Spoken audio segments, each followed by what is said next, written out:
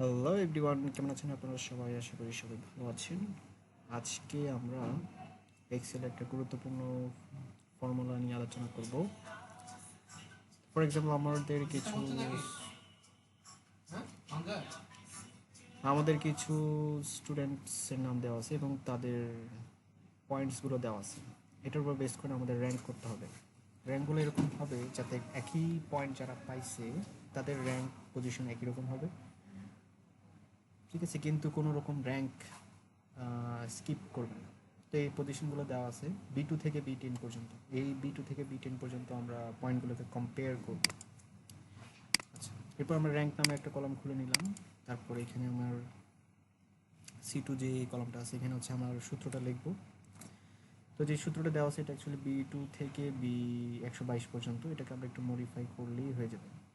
তো আমরা মডিফাই করবো এভাবে, ডলার সাইন দ্বারা কী বোঝায়, মানে ফিক্সড ইয়াগুলো বোঝায়, ঠিক আছে। আমরা ভালো করে জানি যে B2 থেকে এটা B2 এর জন্য এটা বুঝাইছে, আর B2 থেকে $B, $B, 122। আমরা 122 না, আমরা 10 পর্যন্ত কম্পেয়ার করব। বাকি সব 1 বাই কাউন্টে সেম থাকবে। B2 B 122, 122-এর জায়গায় হচ্ছে এখানে কত হবে,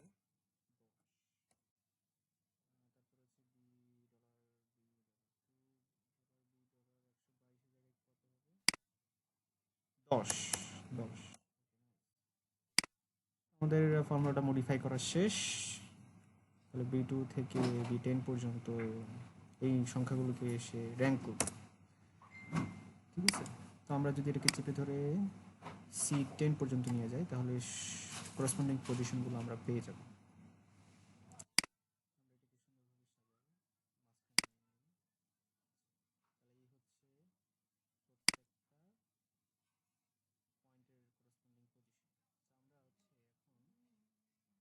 র্যাঙ্কের ক্রম অনুসারে অ্যাসেন্ডিং বা ডিসেন্ডিং অর্ডার সাজাতে। তাহলে এখন আমরা কি করব, এখন আমরা হচ্ছে এখানে যাব, রাইট ক্লিক করে হচ্ছে শর্টে যাব। শর্ট এটাও দিতে পারি, অথবা কাস্টম শর্টে গিয়ে sort by rank cell values smallest to largest. তো আমার র্যাঙ্কগুলো দেখি। ফার্স্ট হচ্ছে ডালিম, সেকেন্ড মামুন, 3 কৃষ্ণ এলমি, দুজনই হচ্ছে 50-50 পেয়েছে। তারপরে 4 হচ্ছে 3জন, 45-45-45, আবুল ফাহিম কামাল, তারপরে বাবুল 5, নাদিক 6। এই হচ্ছে তাদের rank, corresponding rank without skipping, ঠিক আছে। তো এইভাবে আমরা কোনো একটা ফর্মুলাকে সহজে, এই ফর্মুলাটাকে মডিফাই করে সহজে র্যাঙ্ক করতে পারি, ঠিক আছে। ফর এক্সাম্পল এখানে আমাদের আরেকটা নাম্বার আমি যুক্ত করলাম, আশিক।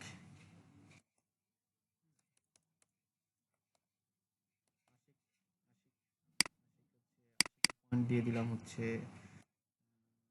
56-56, এবং আরেকটা দিলাম হচ্ছে, সোহাগ সোহাগ সোহাগ সোহাগ পয়েন্ট দিলাম হচ্ছে 72-70। এখন আমরা আবার এদের মধ্যে নতুন করে র্যাঙ্ক করতে চাই, কিভাবে করব, আমরা আবার পুরোটা চেপে ধরি। তো আমাদের করসপন্ডিং র্যাঙ্ক কিন্তু পেয়ে গেছে। এখন আবার আমরা যদি sort by custom sort by rank cell value smallest to largest,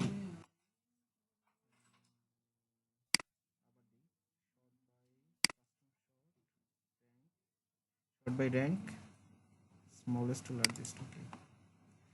তাহলে আমাদের কিন্তু করসপন্ডিং র্যাঙ্কগুলো, পরিবর্তিত র্যাঙ্কগুলো পেয়েছি। ডালিম 1, 2, 3, 4, 5, 5, 6, 6, 6, 7, 7, 7 নট, তো হইল না, 24। আচ্ছা দেখি, ও হ্যাঁ, আমাদের ফর্মুলা তো চেঞ্জ আনতে হবে অবশ্যই। এই যে আমাদের প্রথম যে ইয়াটা আছে এটা ফর্মুলা আমি চেঞ্জ আনি। আমাদের কিন্তু এখন কম্পেয়ার করতে হবে B2 থেকে B12 পর্যন্ত। তাহলে যেখানে যেখানে 10 আছে সেখানে আমাদের 12 বানিয়ে দিতে হবে। 10 থাকলে ওটাকে কি বানাই হয়ে যাচ্ছে, ওকে নাইস।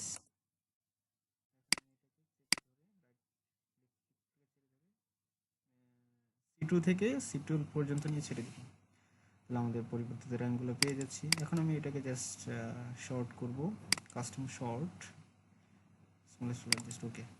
তাহলে এখন আমি করসপন্ডিং র্যাঙ্কগুলো পেয়ে যাচ্ছি 1 2 3 4 5 5 6 6 6 6 3 জন, 5 2 জন, 6 3 জন, 7 8। এভাবে আমরা এই যে আমাদের এই ফর্মুলাটা ডেসক্রিপশন বক্সে দেওয়া থাকবে। এই ফর্মুলাটাকে মডিফাই করে আমরা সহজেই র্যাঙ্ক বের করে ফেলতে পারি। ধন্যবাদ সবাইকে, আজকে আলোচনা এই পর্যন্তই।